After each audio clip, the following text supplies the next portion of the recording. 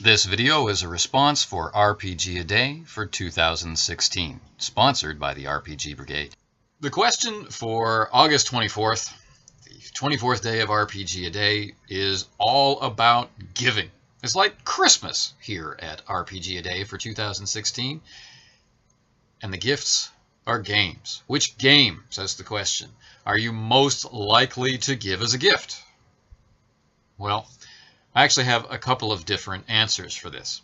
I mean, flat out, no question, the game I have given out most often has been All for One Regime Diabolique by AAA's Games. This is a Ubiquity-powered supernatural investigation horror musketeers game set in France in the 1630s, a la the Three Musketeers. Now, I can't say that this has been purely altruistic.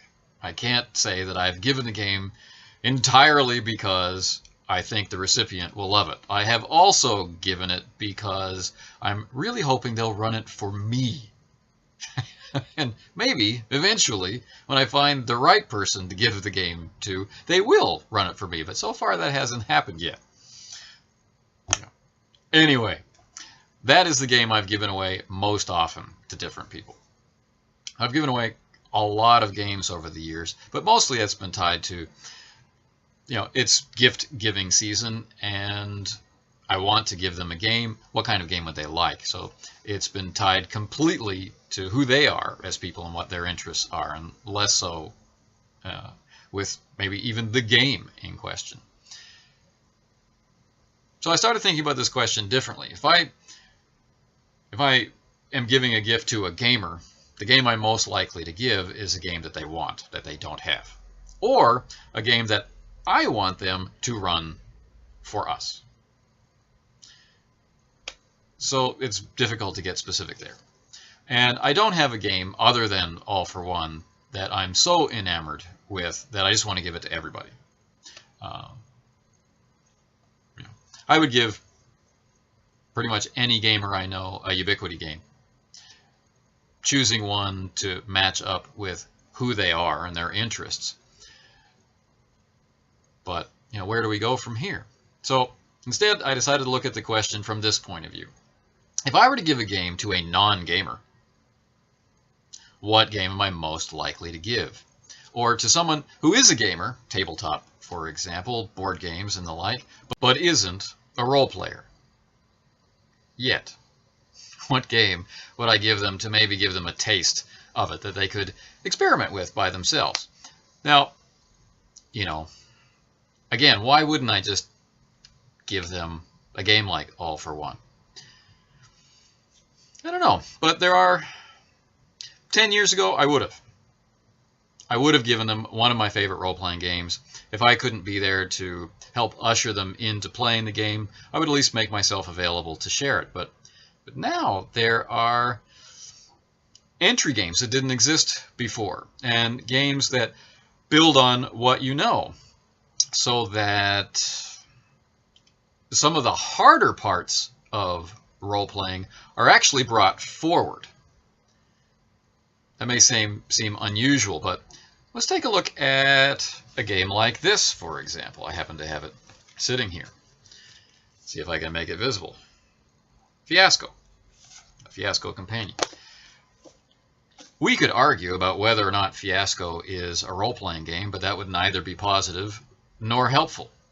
But one thing it does enable people to do is get together with the idea of playing a game, with a product of story being the goal of play, with the inhabiting of characters to one degree or another being a part of play, with the use of dice being involved, with the attentiveness of the group toward each other in the roles of their characters, with a collaborative creation of scenes all linking together.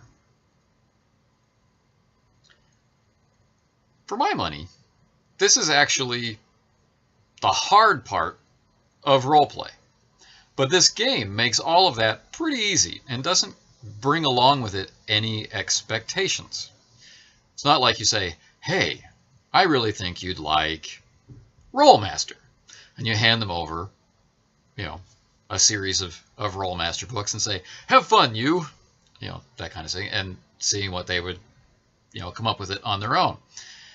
Maybe if they're 9, that's a great approach, but maybe if they're 39 or 49, they won't have the time to eke out for themselves the kind of enjoyment that you had learning that game. But a game like Fiasco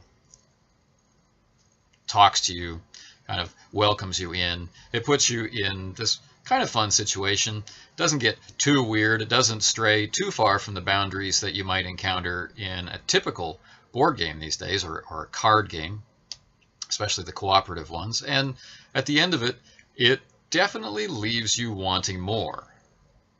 And what more is there, you ask? Well, role-playing games of different types, I answer. And then we nod at each other sagely. So anyway, what game am I most likely to give someone who is a gamer but not yet a role player? I think it would be pretty hard for me to find a reason not to give them Fiasco. And I'm sure I'd pretty soon after that be, suggesting other games. But the game I'm most likely to give, bar none, All for One. Still, the game I really, really want to play most. If you get it in the mail someday, see you tomorrow.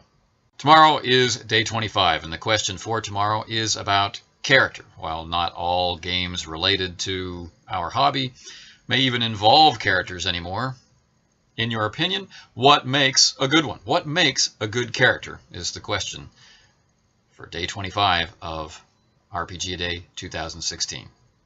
Autocratic's RPGaDay is sponsored this year by the RPG Brigade. Want to know more? Check out the information at brigadecon.org.